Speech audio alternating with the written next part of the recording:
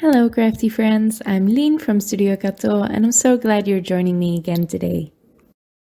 Today's Christmas card uses some non-traditional colors which I love, and I was inspired by the Pinkfresh Studio Monthly Challenge from September. And the theme is greenery and the colors are really beautiful as well, so you should definitely check that out. I will leave a link in the description below. I love joining card challenges like this because it gives a ton of inspiration and makes you challenge yourself to use your products in a different way. For today's card, I'm using all Pinkfresh Studio products, and I'm starting out with a Slimline stencil that I'm just using on an A2 sized panel. Well, this is slightly larger, but I will trim it down. This is the skinny Plaid stencil, and I really love the look of it, but it's quite fussy to ink blend over because the stripes are so thin and so long, so they shift around a lot. If you have something like pixie spray, which is meant for stenciling, I would suggest you use that. I don't have that. I just use some temporary adhesive on the back of it. It's a tape roller, so it's not ideal, but it worked out for this one. Now, as you can see, I had to shift that stencil around, but it's really easy to do that with the stripes. For my wreath, I didn't want to use just greenery, and I didn't really have a flower by Pinkfresh Studio that I could use, so I used a cover die to cut out some petals. This is the Ornate Floral die by Pinkfresh Studio, and it cuts out petals, but a lot of them are cut off on the edge. So I had to die cut this twice from white cardstock, and that gave me enough petals for 2 flowers. And I'm giving those color with the Ballet Slippers ink and then the Coral Reef ink to add some shading. To hold these petals in place while I color them in, I just used a piece of painter's tape that's facing upwards, sticky side up, and I taped that down on both sides with more of that tape. And I did that for all 10 petals, but I am skipping ahead because, full disclosure, this card and envelope took me almost 2 hours to make, and that's a little long for a video, so I'm skipping a lot here. For the leaves, I used the Curvy leaves by Pinkfresh Studio, and I'm ink blending those as well, but because those are a little bit more intricate, I am leaving those in the negative space, and that gives them a little bit more stability while ink blending.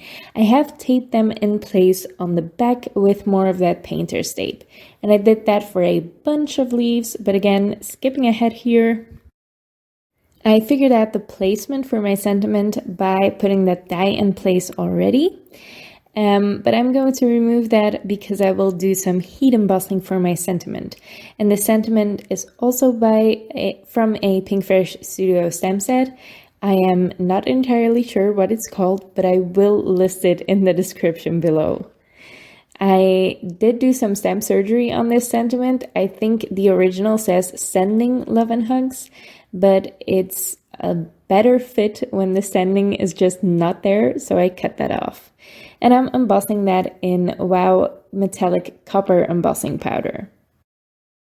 I then die cut that scalloped circle frame from the panel, and I am doing some additional ink blending on this to add a little bit more definition to this frame. I'm just using the Coral Reef ink and going around the edges. Now I've puzzled my entire panel back in place, and I'm putting some glue on the outside and the inside, but not on the frame itself. Then I will put that entire thing over my card base, and I can just peel away that frame again, and I will prop that up. Now I'm just trying to remove most of that purple tape, because if you look from the side, you might notice some of that purple. If the painter's tape I'd used was a little bit more subtle, I wouldn't have bothered removing it, but as it was purple, I just went ahead and tried to pull it out from underneath. Now to prop up this frame, I am just using some foam tape. I cut that into thin strips, and I removed the backing from both sides, and that will just let you curve it nicely. so you don't have to fuss with cutting a bunch of different pieces to fill up that circle. So I puzzled that back into place, and then I can add some splatter because why not? This is also some metallic paint, so it gives a nice shine to the panel. And I am using the Finetec paints. These are great. They give great coverage. And this one matched my embossing powder really well. Now to add a little bit of something to the petals of the flowers, I am dry brushing some of that paint on. This is a completely dry brush, so the coverage is not great, but it almost looks like ink blending on there. It's that subtle, but it does give a lot of shine to the flowers, and I really love the effect.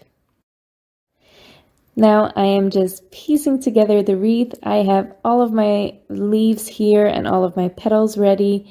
And I'm just seeing how I can best arrange those to get a lot of coverage. And I am just gluing them down, but not completely. I always just put a little bit of glue on the stem of the leaves or just the bottom of the leaves sometimes. And that will leave a lot of the leaves free to flare up a little bit. And it gives a lot of dimension to your card and a lot of movement. Now again, I did skip ahead during some of this, and this is sped up quite a bit. I am quite slow when it comes to arranging leaves like this on my card or anything floral like this. It takes me a while to settle on a design.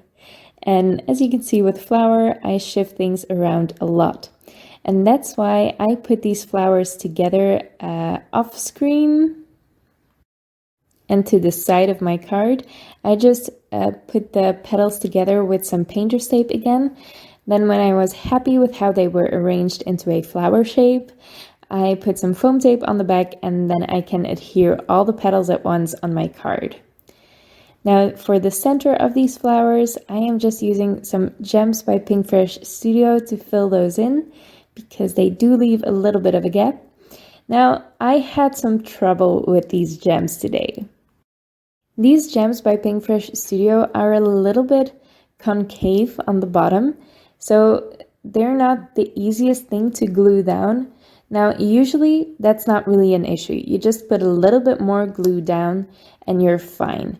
But when your surface that you're gluing on is also not flat, it's a little bit more difficult, like with the wreath. So I use some glossy accents in the end that domes up a little bit, so it's easier to fill in that concave gap in the gem. I did add a lot of gems to this card. Now, in the meantime, I have made my envelope. I just used some patterned paper because, again, the card took me ages to make, so I didn't have the time to make an elaborate envelope either. Not that I ever make my envelopes elaborate, but usually I'm a little bit more creative with it. This cardstock matches my card a little bit, but not really. But it was a close enough match that I just went ahead with it. I really like how this card turned out. It's so sparkly and shiny, and I really love those flowers. I also love the color palette. Not that I can take credit for that because it's part of the Pinkfresh Studio Challenge, but still, I really like it. I hope you like it too. If you did, make sure to leave a thumbs up on this video and leave your thoughts in the comments below. I would love to read them. I'd also love to know if you like to join card making challenges. I really love them. I love the inspiration I get from them, but I realize they're not for everyone. If you want to see more of my videos, please subscribe to my channel. I would really appreciate it. And I also appreciated you watching this video. Thank you so much for watching, and I'll see you next time.